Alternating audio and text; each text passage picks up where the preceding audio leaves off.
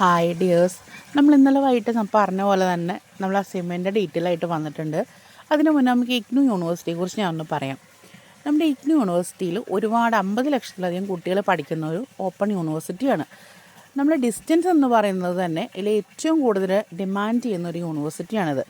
നമ്മൾക്കിത് ഇന്ത്യയിലോ അല്ലെങ്കിൽ കേരളത്തിലോ അല്ലെങ്കിൽ ഇന്ത്യക്ക് പുറത്തു വരെ നമുക്ക് സ്റ്റഡി സെൻറ്റേഴ്സ്, അതായത് എക്സാം എഴുതാൻ സൗകര്യമുള്ളൊരു യൂണിവേഴ്സിറ്റിയാണിത്. അപ്പം നിങ്ങൾക്ക് പലർക്കും ഇത് അറിയുണ്ടാവില്ല. അപ്പം നമ്മളിത് പുറത്തൊക്കെ ഉള്ളവരാണെങ്കിൽ അയ്യോ എനിക്കിത് പഠിക്കണമായിരുന്നല്ലോ, ഞാൻ എന്ത് ചെയ്യും, ഞാനിത് വിദേശത്താണ്, അതായത് UAE അല്ലെങ്കിൽ സൗദിയിലൊക്കെയാണ്, അവിടെ ഇരുന്നൊക്കെ ഞാൻ എങ്ങനെ എഴുതും ഈ എക്സാം, എനിക്കിത് പഠിക്കണമെന്ന് ഒത്തിരി ആഗ്രഹം ഉണ്ടായിരുന്നു എന്ന് പറയുന്ന ഒരുപാട് കുട്ടികളുണ്ട്. അവർക്ക് വേണ്ടിയിട്ടാണ് പറയുന്നത്. ഇഗ്നു എന്ന് പറയുന്ന യൂണിവേഴ്സിറ്റി ഒരുപാട് സ്ഥലങ്ങളിലെല്ലാം എക്സാം സെൻറ്റേഴ്സ് ഉണ്ട്. അപ്പം നിങ്ങളുടെ അടുത്തുള്ള സെൻറ്റേഴ്സ് അവൈലബിൾ ആണോ എന്നുള്ളത് ഗൂഗിളിലൊന്ന് നോക്കൂ. ഓക്കെ, ഇനി നമുക്ക് നമ്മുടെ കാര്യത്തിലോട്ട് വരാം. അസൈൻമെൻറ്റിനെ കുറിച്ച് നമുക്ക് സംസാരിക്കാം. അപ്പോൾ നമ്മളുടെ ഇഗ്നുവിൽ മെയിനായിട്ട് കേരളത്തിൽ 3 സ്റ്റഡി സെൻറ്റേഴ്സാണ് ഉള്ളത്. ഒന്ന് JDT ആണ്. JDT എന്ന് പറയുമ്പോൾ മലപ്പുറം ആ ഭാഗത്തേക്കുള്ള യൂണിവേഴ്സിറ്റിയാണ്. അപ്പോൾ അവിടെ പഠിക്കുന്ന കുട്ടികളെല്ലാവർക്കും അതാണ് അവർക്ക് സൗകര്യം. ഇനി ഇങ്ങോട്ട് തിരിച്ചു പോരുമ്പോൾ പാലക്കാട്, തൃശ്ശൂർ, കോട്ടയം, ആലുവ ഇവിടെയൊക്കെ ഉള്ള കുട്ടികൾക്ക് എളുപ്പം കൊച്ചിയാണ്. ആകെ ഈ 3 യൂണിവേഴ്സിറ്റികൾ മാത്രമേ ഉള്ളൂ കേട്ടോ കേരളത്തിൽ. പിന്നെയുള്ളത് ട്രിവാൻഡ്രമാണ്. ഈ ജില്ലകളൊന്നും ഉൾപ്പെടാത്ത ആളുകൾക്ക് ട്രിവാൻഡ്രത്ത് പോയി ജോയിൻ ചെയ്യാം. കേരളത്തിൽ ഹിന്ദിയിലും ഇംഗ്ലീഷിലും പഠിക്കാൻ പറ്റും. നമ്മളുടെ ഏതാണോ നമ്മൾക്ക് ചെയ്യാൻ പറ്റുന്ന ലാംഗ്വേജ് അതെടുക്കാം. മലയാളം ഓരോ ഓപ്ഷൻ ഇല്ല. കഴിഞ്ഞ ഇയർ വരെ 3 ഇയർ ആയിരുന്നു നമ്മുടെ ഡിഗ്രി കോഴ്സ്. ഇപ്പോൾ 4 വർഷമാണെന്ന് എല്ലാവർക്കും അറിയാമല്ലോ. ഓക്കെ, അപ്പോൾ നമുക്കിനി ഇഗ്നുവിൻ്റെ അസൈൻമെൻറ്റിനെ കുറിച്ച് സംസാരിക്കാം. ഇഗ്നു അസൈൻമെൻറ്റ് എന്തായാലും ഡിമാൻഡ് ചെയ്യുന്നുണ്ട്. ഏത് കോഴ്സിനും അസൈൻമെൻറ്റ് ഡിമാൻഡ് ചെയ്യുന്നുണ്ട്.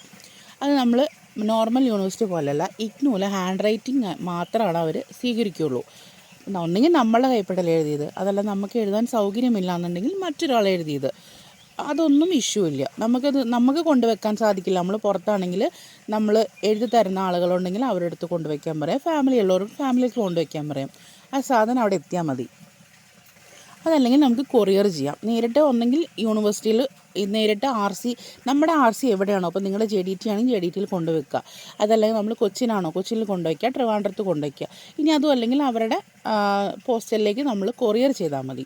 എങ്ങനെയായാലും ആ സാധനം അവിടെ എത്തിയാൽ മതി. നമ്മൾ പറയുന്ന ഡേറ്റിന് മുന്നായിട്ട് അവിടെ എത്തണം. JDTയിലൊക്കെ ആണെങ്കിൽ ഇപ്പോൾ നമ്മളുടെ മെയ് 30 ലാസ്റ്റ് ഡേറ്റ് എന്ന് പറഞ്ഞാലും അവരവിടെ സ്വീകരിക്കണം എന്നില്ല. 15 കഴിഞ്ഞാൽ JDTക്കാർ എടുക്കില്ല. ആ സമയം RC കൊച്ചിനിലേക്ക് വരുവാണെങ്കിൽ അവർ തലേദിവസം വരെ എടുക്കും. മെയ് 29 വരെ എടുക്കും. ട്രിവാൻഡ്രത്ത് എന്നാലും ഒരു മെയ് 25 വരെ എടുക്കും. അപ്പോൾ അത് ഓരോരോ RC ഡിപ്പെൻഡ് ചെയ്തിട്ടാണ് നമ്മളുടെ അസൈൻമെൻറ്റ് സ്വീകരിക്കുകയോ ഇല്ലയോ എന്നുള്ളത്. ഇപ്പം ഞാൻ പറഞ്ഞപ്പോൾ നിങ്ങൾ വിചാരിക്കേണ്ടാവും ഈ മെയ് 30 വരെ ഇല്ലല്ലോ എന്നുള്ളത്. പക്ഷേ എക്സ്റ്റെൻഡ് ചെയ്യും. ഓക്കെ, മെയ് ഒരു 15 വരെ ഉറപ്പായിട്ട് എക്സ്റ്റെൻഡ് ചെയ്യും.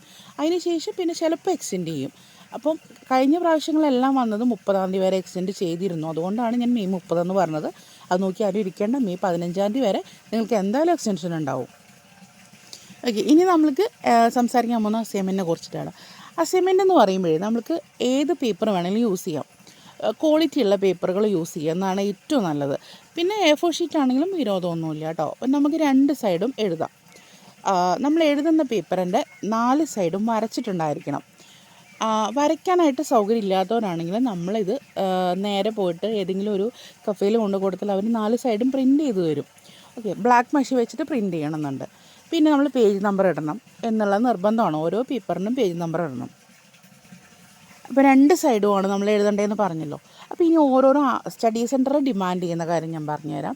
ഇപ്പോൾ JDT ആണെന്നുണ്ടെങ്കിൽ അവർക്ക് 2 സൈഡും കൂടെ 30 ഷീറ്റ് മതി. 30 ഷീറ്റിൽ കൂടുതൽ എടുത്താൽ ചിലപ്പോൾ റിജക്റ്റഡ് ആവാൻ സാധ്യതയുണ്ട്. 2 സൈഡ് എന്ന് പറയുമ്പോൾ 15 പേപ്പറിൻ്റെ 2 സൈഡ്. അപ്പോൾ ഒരു പേപ്പറിൻ്റെ 2 സൈഡ് എന്ന് പറയുന്നതാണ് 2 പേജ്. അപ്പോൾ അങ്ങനെ വരുമ്പോൾ 15 പേപ്പർ എടുത്താൽ അവരുടെ 30 ഷീറ്റായി. ആ സമയം ട്രിവാൻഡ്രവും RC കൊച്ചിയിലും അങ്ങനെയല്ല, നേരെ തിരിച്ചാണ്. അവിടെ 50 പേപ്പറോ 60 പേപ്പറോ ആവാം. 50 പേപ്പറെങ്കിലും മിനിമം അവർ ചോദിക്കുന്നുണ്ട്. അതായത് 25 ഷീറ്റിൽ 2 പുറം എഴുതുന്നതാണ് അവർക്കിഷ്ടം. ഇനി നമ്മളത് ഇങ്ങനെ എഴുതാമെന്നുള്ളതാണ്. ഫസ്റ്റ് ഓഫ് ഓൾ ക്വസ്റ്റ്യൻ നമ്മൾ ഒരു ബ്ലാക്ക് മഷി വെച്ച് എഴുതിയാൽ ആൻസർ ഒരു നീല മഷി വെച്ച് എഴുതുക. ഇത് നിർബന്ധമില്ല, പക്ഷേ ഞാൻ പറയുന്നത് അസൈൻമെൻറ്റ് കുറച്ചും കൂടി മാർക്ക് കിട്ടാനുള്ള വഴികളാണ്. ഇനി വരുന്നത് എന്ന് പറഞ്ഞിട്ടുണ്ടെങ്കിൽ നമ്മൾ ഇമ്പോർട്ടൻ്റ് ആയിട്ട് പറഞ്ഞു തരാം. ഇപ്പോൾ JDTയിലാണെങ്കിലും ഞാൻ പറഞ്ഞല്ലോ 30 ഷീറ്റ് മതി എന്നുള്ളത്. അവർക്ക് ഇതിൻ്റെ ആവശ്യമില്ല. ഓക്കെ, അപ്പോൾ ഈ JDT ആണെന്നുണ്ടെങ്കിൽ ഞാൻ ഇപ്പോൾ പറയാൻ പോകുന്ന കാര്യങ്ങൾ നിങ്ങൾക്ക് ആവശ്യമില്ലാത്തതാണ്. ട്രിവാൻഡ്രത്തോ കൊച്ചിയിലോ ആണ് നിങ്ങൾ സ്റ്റഡി സെൻറ്റേഴ്സ് എന്നുണ്ടെങ്കിൽ ഞാൻ ഈ പറയുന്ന കാര്യം വളരെ ഇമ്പോർട്ടൻ്റ് ആണ്. ഓക്കെ, നമ്മൾ 20 മാർക്കിൻ്റെ ക്വസ്റ്റ്യനാണ് നിങ്ങൾക്ക് അസൈൻമെൻറ്റിൽ വന്നിട്ടുള്ളതെന്നുണ്ടെങ്കിൽ നമ്മൾ അതിനൊരു ഇൻട്രൊഡക്ഷൻ കൊടുത്തതിന് ശേഷം മാത്രം ടോപ്പിക്കിലോട്ട് ഡയറക്റ്റ് കടക്കുക. അതിനുശേഷം നമ്മൾ ഏറ്റവും ലാസ്റ്റ് എഴുതി വരുമ്പോൾ ഒരു കൺക്ലൂഷൻ കൊടുക്കുക. ഇത് നിർബന്ധമാണ് വലിയ ക്വസ്റ്റ്യനിൽ. ഇതുണ്ടെങ്കിൽ ട്രിവാൻഡ്രം ആർ സിയിലും അതുപോലെ തന്നെ കൊച്ചിൻ ആർ സിയിലും നമുക്ക് മാർക്ക് സ്കോർ ചെയ്യാൻ എളുപ്പമാണ്. ഇനി എത്ര പേപ്പർ നമുക്ക് എഴുതാമെന്നുള്ളതാണ്. 20 മാർക്കിൻ്റെ ആണെങ്കിൽ നമ്മൾ ട്രിവാൻഡ്രം ആർ സിയിലും കൊച്ചി ആർ സിയിലും ആണ് കേട്ടോ. JDT അല്ല, JDT ആകെ 30 പേപ്പർ മതി. അത് നിങ്ങൾക്ക് എങ്ങനെയാണെന്ന് വെച്ചാൽ ഇഷ്ടം പോലെ എഴുതാം, നോ പ്രോബ്ലം. അപ്പോൾ നമ്മൾ ട്രിവാൻഡ്രം ആർ സിയിൽ അല്ലെങ്കിൽ കൊച്ചി ആർ സിയിൽ വരുമ്പോൾ രണ്ട് സൈഡും കൂടെ നമ്മൾക്ക് എങ്ങനെയാലും ഒരു 50 പേപ്പർ എടുക്കണം. അപ്പോൾ നമ്മളുടെ ഫസ്റ്റ് 20 മാർക്കിൻ്റെ ക്വസ്റ്റ്യൻ ആണെങ്കിൽ നമ്മളിപ്പോൾ പറഞ്ഞല്ലോ ഇൻട്രൊഡക്ഷൻ വേണം, കൺക്ലൂഷൻ വേണം എന്നുള്ളത്. അപ്പോൾ അതിനുശേഷം മാത്രം നമ്മളെ ടോപ്പിക്കിലോട്ട് കിടക്കുക. പിന്നെ എഴുതുന്ന സമയത്ത് നമുക്ക് ചാർട്ട്, നമ്മൾക്ക് ഇഷ്ടമുള്ള ഡയഗ്രാംസ് ഇതൊക്കെ നമുക്ക് വരച്ച് കൊടുക്കാം. ഒരിക്കലും വെട്ടി ഒട്ടിക്കാൻ പറ്റില്ല. അതുപോലെ കളർ പെൻസിൽ ഒന്നും യൂസ് ചെയ്യാൻ പറ്റില്ല. നമുക്ക് എന്തെങ്കിലും ഇമ്പോർട്ടൻ്റ് എന്ന് തോന്നുന്നതൊക്കെ നമുക്ക് അണ്ടർലൈൻ ചെയ്ത് കൊടുക്കാം, അതും പെൻസിലിൽ മാത്രം. ഈ ബ്ലൂ മഷിയും ഒരു ബ്ലാക്ക് മഷിയും പെൻസിലും മാത്രമേ നമുക്കിതിൽ യൂസ് ചെയ്യാൻ പറ്റുള്ളൂ. പിന്നെ ഇനി ഇത് എങ്ങനെയാണ് എഴുതുന്നത് എന്നുള്ളതാണ്. അപ്പോൾ ഞാൻ എത്ര എഴുതിയിട്ടും എനിക്ക് മാർക്ക് കിട്ടുന്നില്ല എന്നായിരിക്കും പല കുട്ടികളും ചിന്തിക്കുന്നത്. അതിൻ്റെ കാരണം ഞാൻ പറഞ്ഞുതരാം. നിങ്ങളെല്ലാവരും സോൾഡ് അസൈൻമെൻറ്റ് എഴുതുന്ന ആളുകളാണെങ്കിൽ നിങ്ങൾക്ക് ഒരിക്കലും മാർക്ക് കിട്ടില്ല. അതിൻ്റെ കാരണം എന്താണെന്ന് വെച്ചാൽ സോൾഡ് അസൈൻമെൻറ്റ് എന്ന് പറയുന്നത് ഒരുപാട് കുട്ടികൾ, ഇപ്പം നിങ്ങൾ മേടിച്ച അതേ സാധനം തന്നെ ചിലപ്പോൾ 50-60 കുട്ടികൾ ഒരുമിച്ച് എഴുതിയിട്ടായിരിക്കും ഒരു ആർ സിയിൽ കൊണ്ടുവയ്ക്കുന്നുണ്ടാവുക. ടീച്ചർക്ക് ഇത് കാണുമ്പോൾ തന്നെ മനസ്സിലാവും ഇതെല്ലാം നിങ്ങൾ സോൾഡ് അസൈൻമെൻറ്റ് വാങ്ങി എഴുതിയതാണെന്ന്. പല യൂട്യൂബേഴ്സും പല വെബ്സൈറ്റുകളെല്ലാം ഈ സോൾഡ് അസൈൻമെൻറ്റ് കാര്യമായിട്ട് തന്നെ കൊടുക്കുന്നുണ്ട്.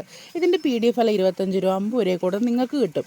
നിങ്ങൾ വിചാരിക്കുമോ ഇത് വാങ്ങി എഴുതുകയാണെങ്കിൽ എനിക്ക് ലാഭമായല്ലോ എന്ന്. അങ്ങനെയല്ല. അപ്പോൾ നമ്മളെന്താ ചെയ്യേണ്ടതെന്ന് വെച്ചാൽ നമ്മൾ പ്യുവർലി ടെക്സ്റ്റ് ബേസ് ചെയ്യുക, നന്നായി ടെക്സ്റ്റ് വായിക്കുക. ഇനി ടെക്സ്റ്റ് ഇല്ലാത്ത ആളുകളാണെങ്കിൽ നമുക്ക് അതിനുള്ള വെബ്സൈറ്റുകളുണ്ട്. ഗ്യാൻഘോഷ് എന്ന് പറയുന്ന ഒരു വെബ്സൈറ്റ് ഉണ്ട് നമ്മുടെ ഇഗ്നോയിൽ. അതിൽ നോക്കിയാൽ നിങ്ങൾക്ക് ടെക്സ്റ്റുകൾ കിട്ടും. അപ്പോൾ നിങ്ങൾക്ക് ഇനി ടെക്സ്റ്റ് വരാൻ ലേറ്റായിട്ട് ഇരിക്കുവാണ്, അപ്പോൾ നമ്മൾ എന്ത് ചെയ്യുമെന്ന് ചോദിക്കുന്നവർക്കാണ് ഞാൻ പറയുന്നത്. ഗ്യാൻഘോഷ് എന്ന് പറയുന്ന നമ്മളുടെ ഒരു ആപ്ലിക്കേഷൻ ഉണ്ട്. നമ്മൾ ഗൂഗിളിൽ നോക്കിയാൽ മതി. അവിടെ ചെന്നിട്ട് നമ്മൾക്ക് ഏതാണോ നമ്മുടെ ടോപ്പിക് എന്ന് പറഞ്ഞിട്ടുണ്ടെങ്കിൽ അത് അടിച്ചു കൊടുത്താൽ അതിൻ്റെ ടെക്സ്റ്റിൻ്റെ പ്രിൻ്റ് വരും. അത് നോക്കി നിങ്ങൾക്ക് എഴുതാം. അപ്പം നമ്മൾ ടെക്സ്റ്റിലുള്ള കാര്യങ്ങൾ നമ്മളുടെ രീതിയിലേക്ക് ആക്കി എഴുതുക. പിന്നെ കുറച്ച് ഗൂഗിളിലെ സഹായം തേടുക. യൂട്യൂബ് എടുക്കാം, ചാറ്റ് GPT എടുക്കാം. ഇതെല്ലാം റെഫർ ചെയ്ത് നിങ്ങൾക്ക് എഴുതാം. പക്ഷേ നിങ്ങളുടെ ടെക്സ്റ്റിൻ്റെ കണ്ടൻറ്റ് അവിടെ നിർബന്ധമാണെന്ന് മാത്രം. ഇതാണ് ഏറ്റവും ഇമ്പോർട്ടൻ്റ് ആയിട്ട് നമ്മൾക്ക് മാർക്ക് സ്കോർ ചെയ്യാനുള്ള കാര്യങ്ങൾ. അപ്പം നമ്മൾ ഞാൻ പറഞ്ഞല്ലോ ഫസ്റ്റ് ഹൈലൈറ്റ് ചെയ്യുന്ന കാര്യം. രണ്ടാമതായിട്ട് നമ്മൾ എഴുതുന്ന പേപ്പറിൻ്റെ എണ്ണം, ഇൻട്രൊഡക്ഷൻ തൊട്ട് കൺക്ലൂഷൻ വരെയുള്ള കാര്യങ്ങളെല്ലാം നിങ്ങൾക്ക് മനസ്സിലായി എന്ന് വിചാരിക്കുന്നു. അപ്പോൾ പേപ്പറിൻ്റെ എണ്ണമൊക്കെ നമ്മൾ ശ്രദ്ധിക്കുക. പിന്നെ എഴുതുന്ന വെറുതെ എന്തെങ്കിലുമൊക്കെ എഴുതി വെച്ചാൽ പോരാ, കണ്ടൻറ് ഉണ്ടായിരിക്കണം. അങ്ങനെ ഉണ്ടെങ്കിൽ നിങ്ങൾക്ക് ഡെഫിനറ്റായിട്ട് ഞാൻ ഉറപ്പ് വരുന്നു നിങ്ങൾക്കൊരു 85-നും 95-നും ഇടയിലായിരിക്കും നിങ്ങളുടെ അസൈൻമെൻറ്റിൻ്റെ മാർക്ക്. അപ്പോൾ നിങ്ങൾ വിചാരിക്കുന്നു ഈ അസൈൻമെൻറ്റ് എന്തിനാണ് ഇത്ര മാർക്ക് എന്നുള്ളത്. അങ്ങനെയല്ല, തിയറി എക്സാമിന് നിങ്ങൾക്ക് മാർക്ക് കുറവാണെന്നുണ്ടെങ്കിൽ അസൈൻമെൻറ്റിൻ്റെ മാർക്കിൽ നിന്ന് ഇത്ര % എടുത്തിട്ടാണ് നമ്മളുടെ ടോട്ടൽ സ്കോർ വരുന്നുണ്ടാവുക. അപ്പോൾ നിങ്ങൾ ചിന്തിക്കുമോ അസൈൻമെൻറ്റ് എത്രത്തോളം ഇമ്പോർട്ടൻ്റ് ആണെന്നുള്ളത്. ഇനി അസൈൻമെൻറ്റ് എവിടെ വെക്കണം എന്നുള്ളതാണ് നിങ്ങളുടെ ഡൗട്ട് എന്നുണ്ടെങ്കിൽ നമ്മളുടെ ആർ സി തന്നെയാണ് വെക്കേണ്ടത്. ഓക്കെ, ഒരു ഡൗട്ടും ഇല്ല അതിനകത്ത്. നിങ്ങളുടെ ഏത് ആർ സി ആണോ ഉള്ളത് അവിടെ കൊണ്ട് വെക്കുക. അത് നിങ്ങൾ കൊണ്ടുവയ്ക്കണം നിർബന്ധമൊന്നുമില്ല. അപ്പോൾ നിങ്ങളില്ലാന്നുണ്ടെങ്കിൽ നിങ്ങളുടെ വീട്ടുകാരോ കൂട്ടുകാരോ നിങ്ങളുടെ അയൽവക്കക്കാരോ ആർക്ക് വേണമെങ്കിലും കൊണ്ടുവയ്ക്കുക, ഒരു വിരോധമില്ല.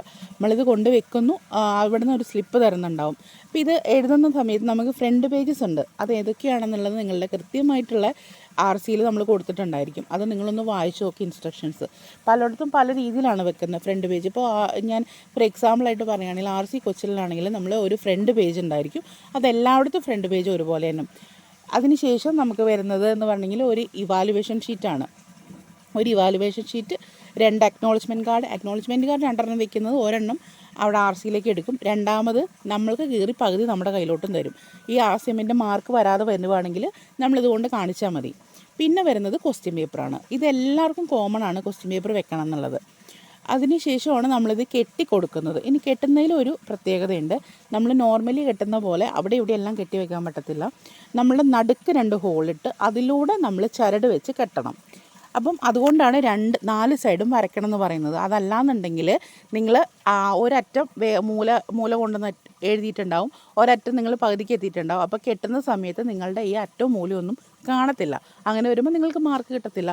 അതുകൊണ്ട് നിങ്ങൾ പ്രോപ്പറായിട്ട് കറക്റ്റ് ഏതെങ്കിലും ഒരു അളവിൽ നിങ്ങൾ 4 സൈഡും വരയ്ക്കാനായിട്ട് ശ്രമിക്കുക. ഇനി നിങ്ങൾ എഴുതി കൊടുത്തു, കുറേ നാളായി നിങ്ങൾ എഴുതി കൊടുത്തിട്ട് ഇതുവരെ നിങ്ങളുടെ മാർക്ക് വന്നില്ല എന്നുണ്ടെങ്കിൽ നിങ്ങളൊന്നും ടെൻഷൻ അടിക്കേണ്ട ആവശ്യമില്ല.